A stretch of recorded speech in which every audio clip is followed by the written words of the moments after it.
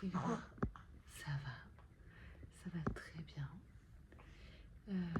Voilà, comme vous pouvez le voir, bon, vous le verrez vraiment en gros différé, je pense, mais comme vous pouvez le voir, notre dernier bébé, notre dernier enfant est né. Voilà, je ne savais pas trop si je vous racontais mon accouchement, si ça avait grand intérêt ou pas. Là, le bébé est calme, donc je vais peut-être vous en parler un petit peu. Voilà, et puis si je suis interrompue, ben, je suis interrompue par une tétée. Alors, quoi vous dire Quoi vous dire En fait, je me rends compte que je vous ai rien partagé, vraiment, comme j'ai pas du tout été sur les réseaux, je vous ai absolument rien partagé de la fin de la grossesse. Donc il faut repartir un petit peu en arrière. J'étais à 40 semaines et 2 jours. Voilà, je vais vous faire rapide, hein. Donc voilà, aujourd'hui j'étais à 40 semaines et 2 jours. Je me suis réveillée en fait ce matin à 5h30 en rompant la poche des os.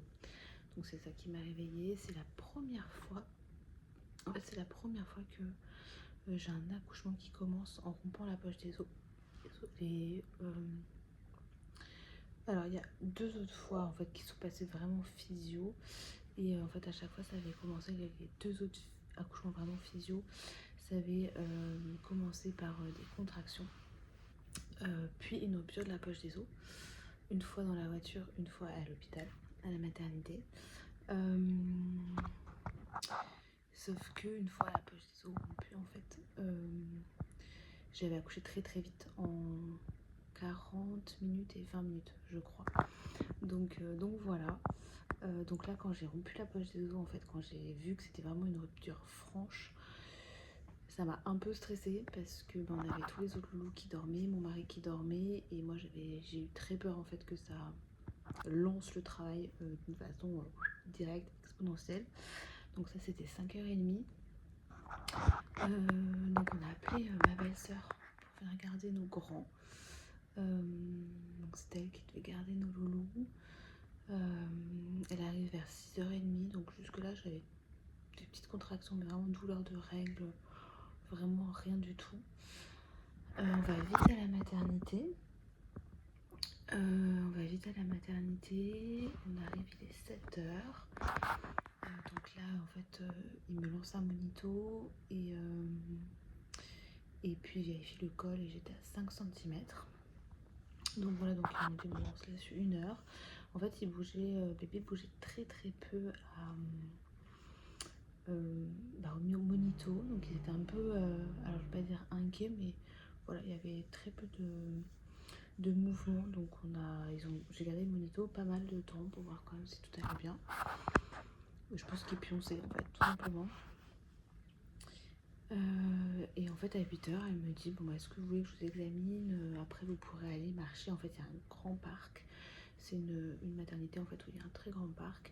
Donc elle me disait bah, une fois que voilà, je vous enlève le monito, je vous examine, puis après vous pourrez aller marcher pour faire accélérer le travail.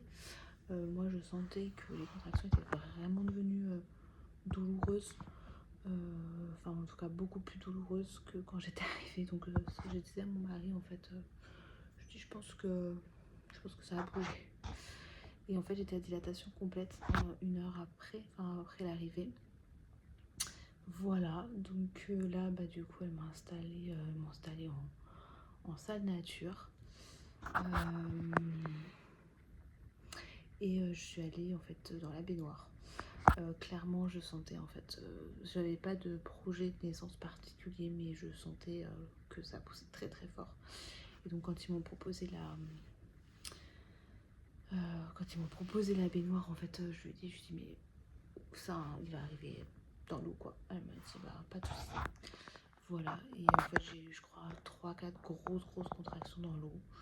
Et puis voilà, bébé est arrivé donc du coup dans l'eau, sans péri, et à 8h05, un truc comme ça.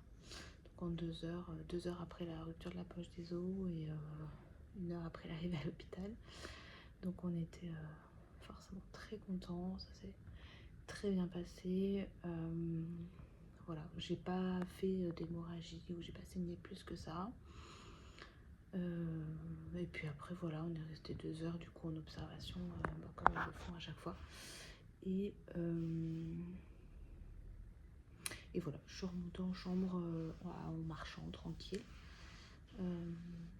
Et voilà. Et depuis, en fait, on dort. Alors, mon mari reste un moment. Bébé dort, moi je sommeille. Et puis voilà. Là, la rencontre, là il est, je sais pas, 16 heures peut-être, un truc comme ça. On a fait le choix que la rencontre avec nos aînés se fasse plutôt demain. Voilà, une fois que tout le monde sera reposé de la nuit, etc. Enfin, clairement, voilà. Parce que là, ils étaient très très excités. Donc je pense que c'était pas le meilleur moment. Là, bébé, il a besoin d'atterrir, moi aussi. Donc voilà, on se laisse tranquille jusqu'à demain. Et en attendant, nous, on se repose. Voilà, tout simplement. Donc, en tout cas, on est très très bien. Voilà, on est très bien, on profite du calme. Clairement, on profite du calme là. Donc normalement, on sort soit demain soir, soit mercredi matin, enfin soit à J1 le soir, soit J2 matin. À voir, à faire, à suivre. Donc, mais en tout cas, tout va bien. Voilà, je vous raconterai peut-être la rencontre avec les grands ou pas, je sais pas du tout. Ce qui est sûr, c'est que je vous montrerai pas d'images. Voilà, parce que c'est des moments que j'ai envie de garder pour nous. Mais j'ai hâte, voilà, de voir leur réaction, de les serrer dans mes bras. On a prévu du coup en fait de les faire venir, enfin de les faire venir. Ils vont tous venir ensemble avec leur papa, voilà. Mais par contre de faire une rotation qui rencontre pas tous ensemble bébé en même temps. Je sais pas si vous voyez ce que je veux dire. Donc je vais en prendre un en tête à tête, après un deuxième en tête à tête, après un troisième en tête à tête, etc. Et mon mari, en attendant, on fera la déclaration de naissance avec l'un, prendre un goûter avec l'autre. Ira se balader dans le parc, jouera au foot, etc. Pendant que voilà. Et je leur ai proposé de chacun prendre un livre et un jeu à faire avec moi. Voilà, donc comme ça ils découvriront chacun leur tour bébé et puis ils auront aussi un moment avec bébé puis avec moi, un moment tranquille. Voilà, je pense que c'est mieux que les faire tous venir en même temps, que ça soit pour eux, parce que je pense qu'ils vont vivre la chose vraiment de façon très différente. Donc je veux que chacun ait l'espace pour vivre ça vraiment de façon, comment dire, pleinement ses émotions sans être un peu influencé, parasité, etc. par les émotions des autres. Voilà, j'avais envie que vraiment ils puissent chacun exprimer leurs émotions et vivre leurs émotions à leur façon, sans forcément être avec au milieu d'un brouhaha d'autres enfants et d'autres émotions et tout. Je pense que pour bébé, clairement aussi, c'est beaucoup plus cool quand ça vient petit à petit. Pour moi aussi, voilà. En plus, la chambre elle est petite, clairement, donc c'est pas fait, c'est pas la salle, c'est pas la chambre famille nombreuse, hein. Voilà, on va pas se mentir, mais c'est cool. Ah oui, je vous ai pas dit, je suis en train de le voir. On a fait une impression du placenta aussi. Je sais pas si je pourrais vous insérer une photo. Mais voilà, l'idée c'est en fait quand il y a la délivrance du placenta, ensuite on le met sur une feuille et ça fait comme un arbre de vie un peu.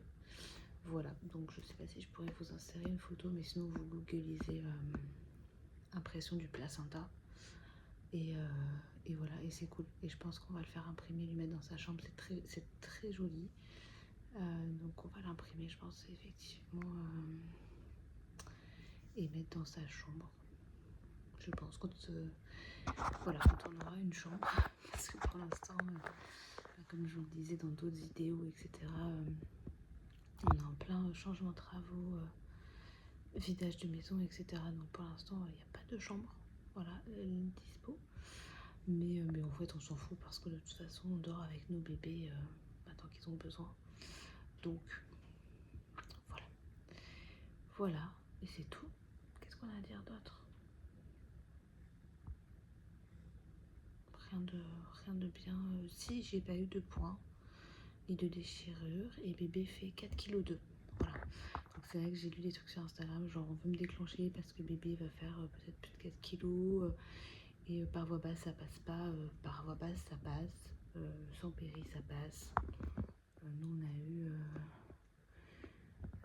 2 bébés de plus de 4 kilos, un bébé de 3,9 kg, etc. Et voilà, alors après par contre ça passe beaucoup plus difficilement je pense quand il y a une péri et en position gynécologique. Voilà, là j'étais à 4 pattes moi personnellement dans l'eau et en fait bah, ça, non seulement ça passe, ça peut passer sans point, etc. J'ai eu aucun point, aucune déchirure, un périnée qui est intact. Bon après voilà, je m'étais bien préparée, c'est pas mon premier accouchement mais j'avais eu aussi pour ma première grossesse un gros bébé déjà. Donc voilà, donc je crois que j'ai rien d'autre à vous raconter de plus. Mais en tout cas voilà, je sais pas trop quand est-ce que je vous programmerai, quand je vous programmerai la vidéo. Mais je vous embrasse, j'espère que ça va chez vous. Et puis voilà. Je vous envoie plein de bonnes ondes et d'odeurs de nouveau-né.